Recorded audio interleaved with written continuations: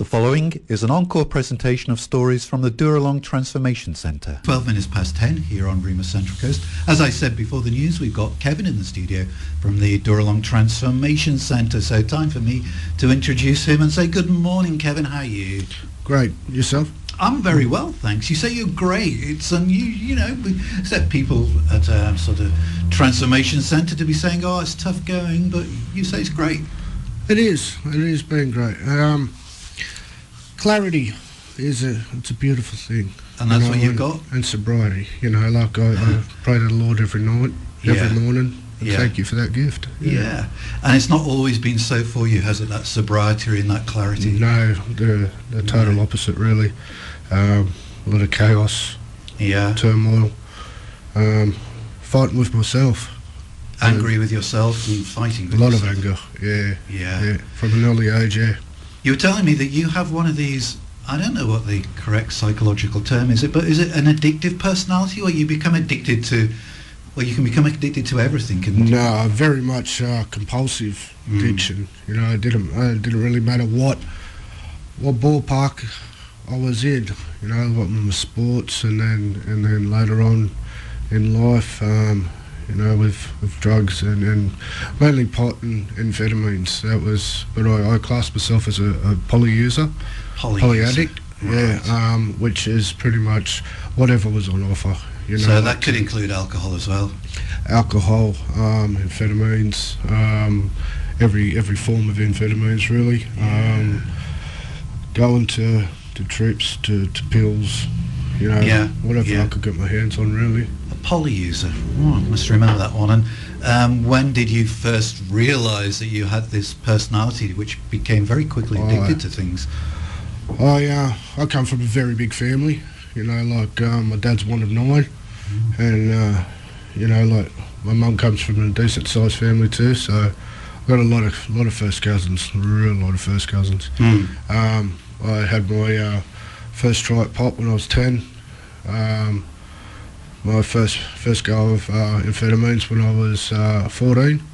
This is very young, isn't it? Very young, you know. Like, and alcohol later on through the program was more evident than either of those two. You know, like my dad played soccer and cricket for the same club, Jasmine, and I pretty much grew up at the Horse Haven at Jasmine, the Hotel Jasmine it's called now. So you were in that environment where there was alcohol freely available and drugs not too difficult to find. And just at a family barbecue, it was too easy to steal a beer off a table that one of the uncles or aunties left there. You know, like, and growing up in the generation stage, you know, I was one of the younger kids.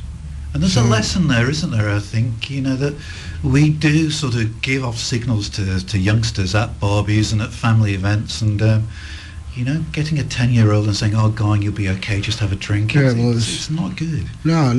Well, it was younger.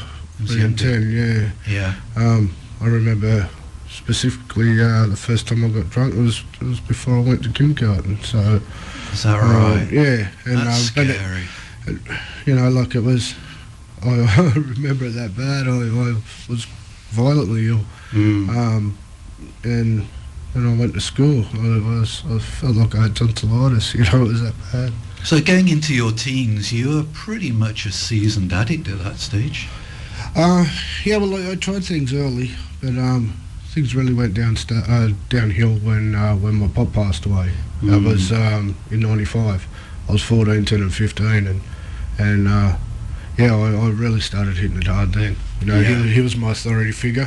You know, like, he was a proud boy of my men. Yeah. You know, and he only had to look at me the wrong way. You know, and that was enough. Yeah. He didn't have to use words. No. My pop was a man of very few words. You know, so then when he passed away, that's when my sport started going down. You know, I was naturally gifted at anything that I put my mind to.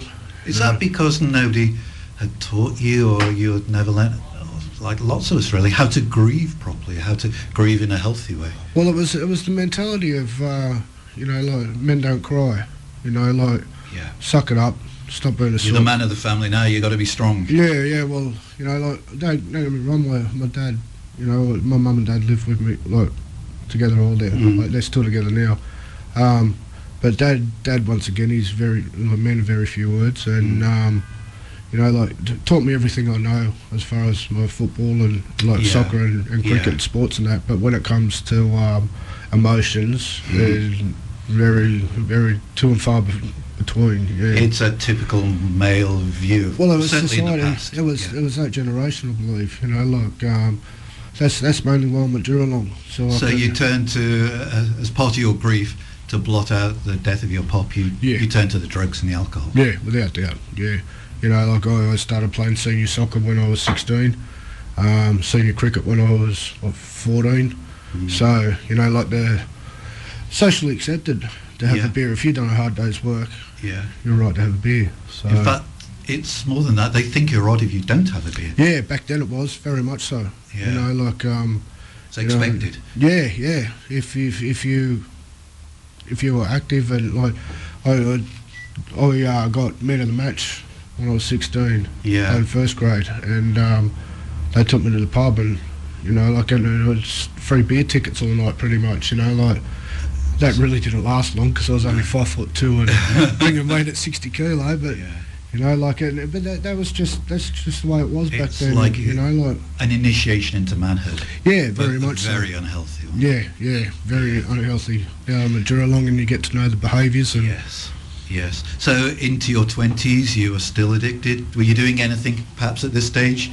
Were there any sort of alarm bells sounding in your head where you were thinking, No, absolutely running amok on society. You know, like never once did I think to myself that I had an addiction. No. It was just, I am living life, you know, like, and then, you know, I had kids early. My boy Lucas, he's 19, he's up in the army up in Darwin.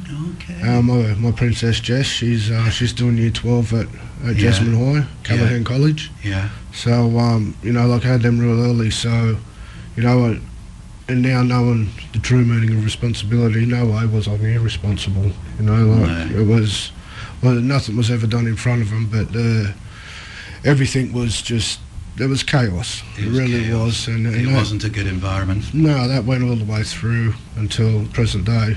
Well, 6 months ago, I should say. Until Dooralong, of course. Yeah. When, as an adult, did you decide that Kevin had to do something about this?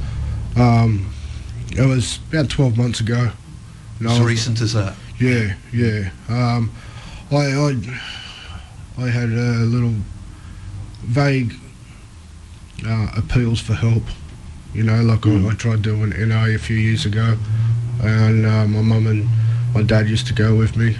But walking into a NA meeting then was, I just purely wasn't ready. You know, so was it more for mum and dad than for yourself? Yeah, really, and then try to get the courts off my back, you know, like, right. And that's ticking a box. Yeah, not ticking it for myself. No, but ticking because it looked good. Yeah, looked good on paper. Yeah, but something must have happened 5-6 months ago. Yeah, I was I've been in and out of jail for the last 5 years. You know, I've probably spent, if I'm lucky, 8 months at home. And I'd be all right while I was in there, but then I'd come out and just stuff went back to the way it was, you know. Like, so I have I'm with my beautiful fiancée Renee, and I've got 2 little boys, Jackson and Levi.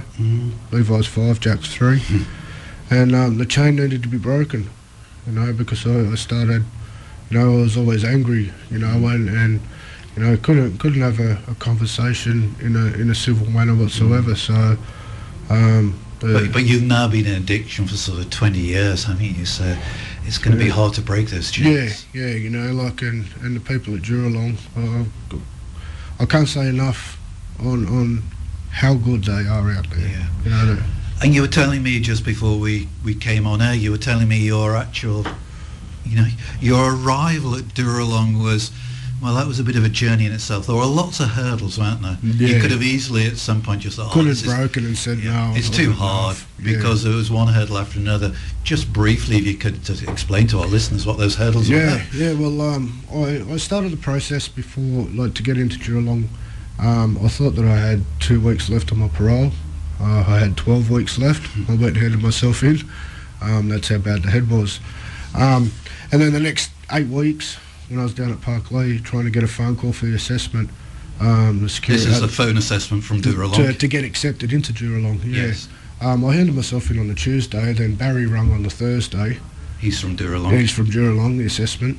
And Renee told him what I was doing. So I didn't want my Dooralong process being interrupted by jail. You know, so for the next 8 weeks, 9 weeks, tried to get the phone call and the officers down there wouldn't let it happen.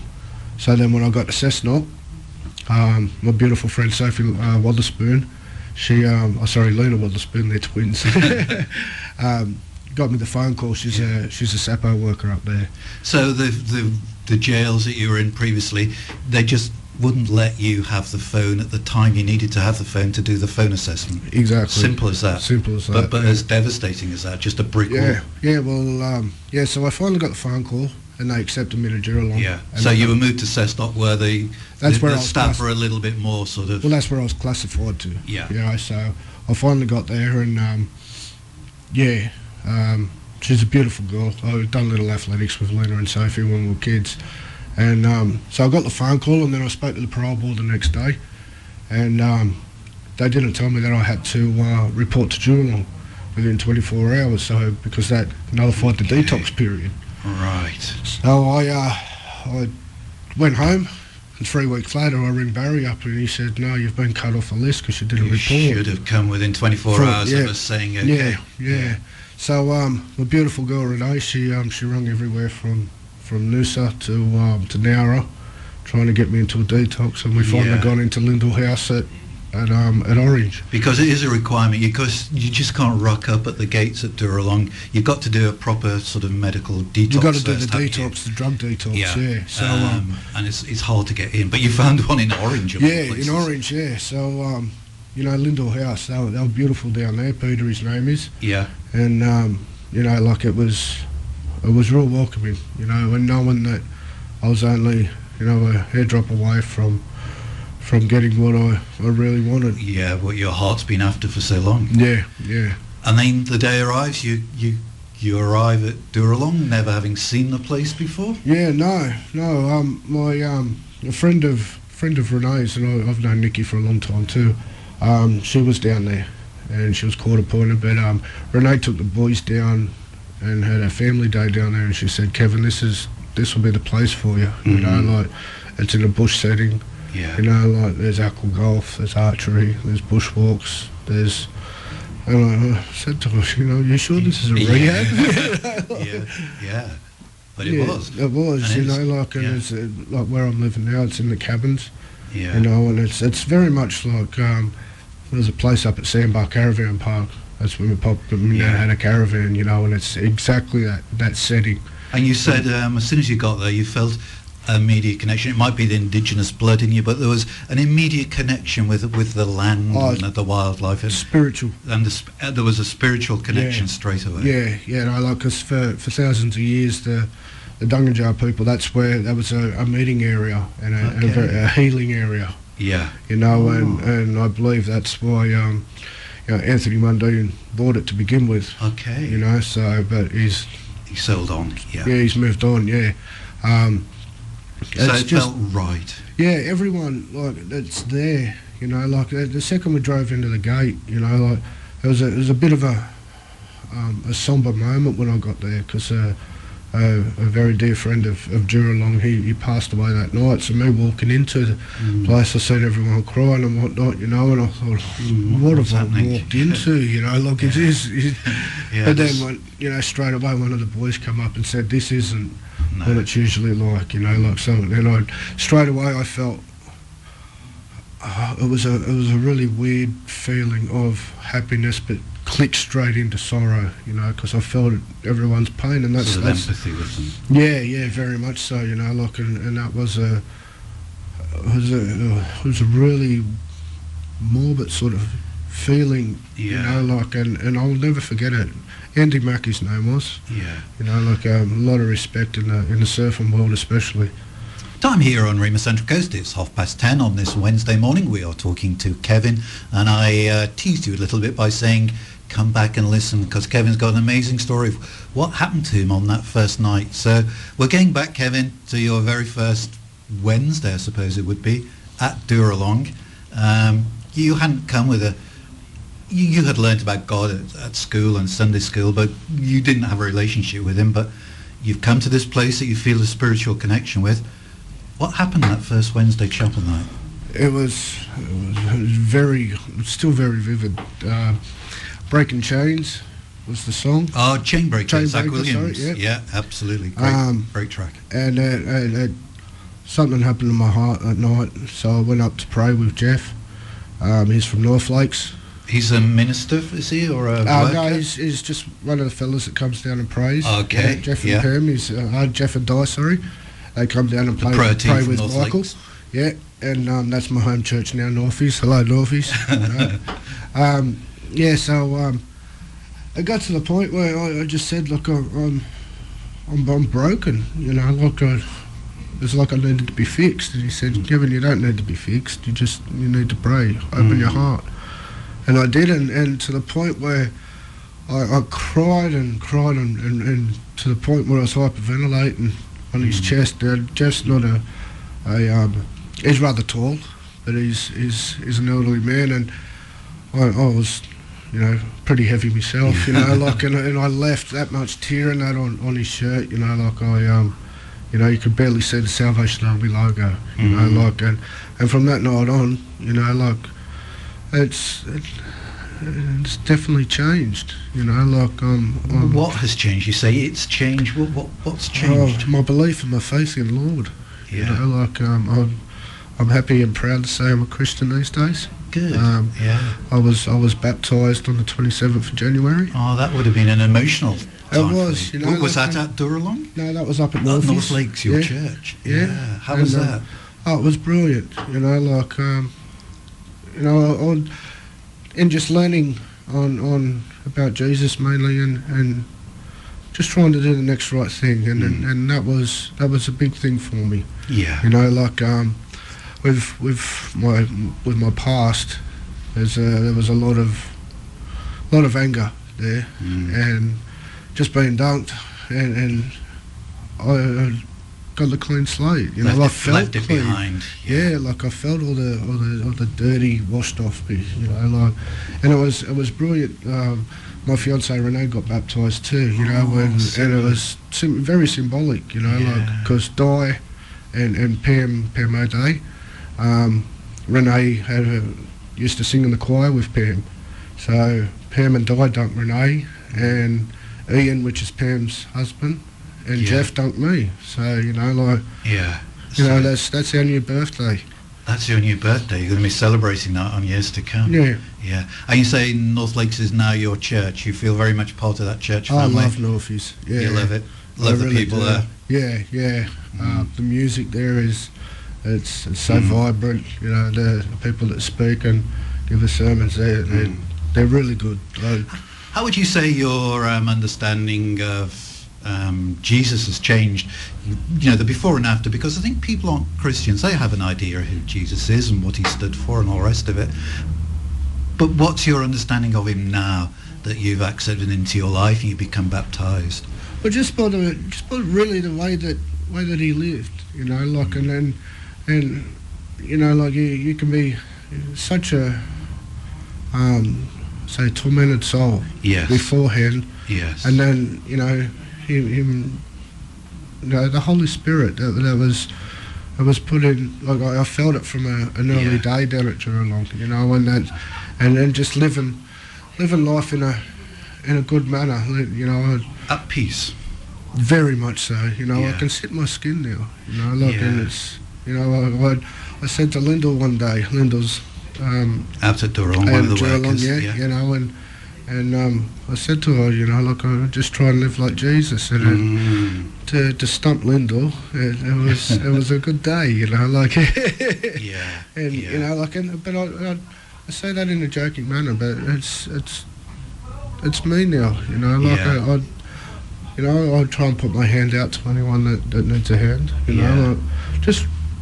And that piece that you mentioned, it is a supernatural piece, isn't it? They call it the peace that passeth all understanding, which I think is a fancy way of saying we don't know where it comes from or how it works, but gee, it's almost tangible. It is. That feeling, you know. I can't really describe how. Somebody once described it to me as you sometimes see these satellite images of hurricanes from outer space, and you know the winds are raging at a couple hundred miles an hour and there's chaos, but right in the middle of that eye of the hurricane there is the eye where it's all peace and all is still, and they say that's what life can be like. It can be raging 100 miles an hour around you, but if you've got peace you can be like the eye of the hurricane. Well, when I was baptised, the easiest way that I can explain it is everything just slowed right down.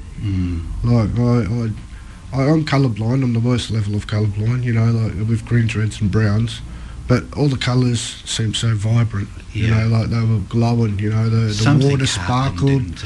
It did. I just, it's like, the easiest way I explain it to the newcomer at Dooralong is, you know, like have an open mind and an open heart. Yeah. You know, you can't see the wind, but you feel it. You can't see the sun rays, but you still feel them too, you know, like, and it's, I don't know, I'm just, the first time in my life really I've been at peace. 2211, 94.9, Rima Central Coast, talking to Kevin this morning. We spent a lot of time in that that last segment talking about Kevin's faith, his belief, the fact that he is now a Christian and he's never been more at peace in his life. And when do you graduate from Dooralong? I've got this week, next week, and that's the end of level 2. Yeah. I'll do a little bit of re-entry, so that's 6 weeks. About 6 weeks. And then what happens to Kevin then? Back to family life. Yeah. Back to work. You know, it's hard to say. It's not hard to say, but normal life. Normal life. You know, like you haven't had a normal life for a very long time, have you? No. Teenage years. Teenage years was the last time. Yeah, early teenage years. Yeah. So will you be going back to your previous trade? No. I'm going to. I'm studying to do my Cert 2 community services now and health. The plan is so I work the rest of this year. So Renee and I can study full time next year. Yeah. And I'm going to do my Cert 4 community services, so I can be a support worker. Yeah. And then hopefully, with God's will, I can get my diploma next year. Look, and it's probably not a good idea to second guess what God's got in mind for you, because, you know, there were lots of hurdles for you to actually get to Dooralong in the first place, as we heard, and, you know, God arranged things so that would happen. And, you know, behind the scenes, he's probably arranging things now that we don't even know. Of course, for Kevin's life. So, family, you've got some younger kids and some older kids. How are relations with your family now? Good. You know, like especially with my mum and dad. They're, you know, like I can talk to both of them now openly and honestly. What do they think? Because they must have wondered at some stage whether this was going to be Kevin's life. Now they see you as you are. Can they believe it? It's hard to. Yeah, you know, like they take everything with stride. Yeah. And you know, like my dad especially, as I said, he's a man of few words, but the words that he does say, pretty profound. Yeah, well and truly. Yeah. My mum's happy as you know, like my nan too. Yeah. My nan's a big part of the reasoning, and you know, like, just want to make people proud, you know, like and to be proud of myself more than anything. Yeah, you know, like doing it for yourself. Yeah, I like the person that I look at in the mirror these days. Yeah, you know, like there's many times where I've broken a lot of mirrors. Maybe that was all the bad luck occurring, but no, I believe you make your own luck. You know, like you know, you got to put in the yards. What you put in is what you get out. And church will be a big part of your life once you graduate. Oh, without doubt. That's. I think that'll be a part of my life, just like brushing my teeth. Yeah. You know, and So And that place where you were baptised and that connection you have with North Lakes sounds like a really strong connection. yeah, and it goes further back, with the connection there, because like Renee, my fiance, her grandfather's in with the Salvation Army up in Hamilton, and Pam O'Day runs our Salvos up there, and Renee used to sing with Pam in the choir, in the Salvation Army choir. So there are deep connections. It is, and it's home, like I grew up in Ellamore Vale, and it's on the top of Ellamore Vale too, so, I can drive through that area now and, not have any bad thoughts or anything like that, so it's... They have transformed you like they said they would on the signpost outside. Yeah, and there's a reason they call it a transformation centre, not a rehab. Yeah. Because you really do... They give you the time and the space to really find yourself. Yeah. There's plenty of room as far as acreage goes there for you to be able to get away and really... I do a lot of meditating, Yes. and I thank Barry and Matt for that in mindfulness course that we've done, and especially Chris with Alpha. Yes. And that was a brilliant weekend. Yeah, all the guys that we've spoken to in the last 2 or 3 weeks, you did down at Coleroy. And, they were all saying, well, what a wonderful weekend, what an amazing there was weekend a couple of days, I was just standing on their veranda, I was in my realm, to the left I could see Coleroy Beach, and to the right I could see the golf course, that, I love the ocean, I've always been a surfer. So, absolutely love it. You won't be cutting your connections completely with Salvos then. You'll still be going to their churches and maybe still keeping in touch with the workers. Without doubt, my ultimate dream job would be to be working down at Dooralong. Yeah. It'd be, And there are people working down at Dooralong now, like Chris, who was a participant in the programme years ago. So it's not beyond the bounds of possibility. Yeah, there's not when God's behind it, anyway. That's it. Yeah, there's case. Well, especially my caseworker Johnny Neville, he was in the same boat as me 10 years ago. There you go. So it's he's so placid, John, but he's got his quirks. He's good. Yeah. Look, it's been an absolute delight to talk to you this morning, Kevin. Thank you. We wish you and your fiancée, Renee, all God's rich blessings upon your life. He guided you to Dooralong, got you over those hurdles, and I'm sure that he's got a plan for that next chapter in the book. Yeah.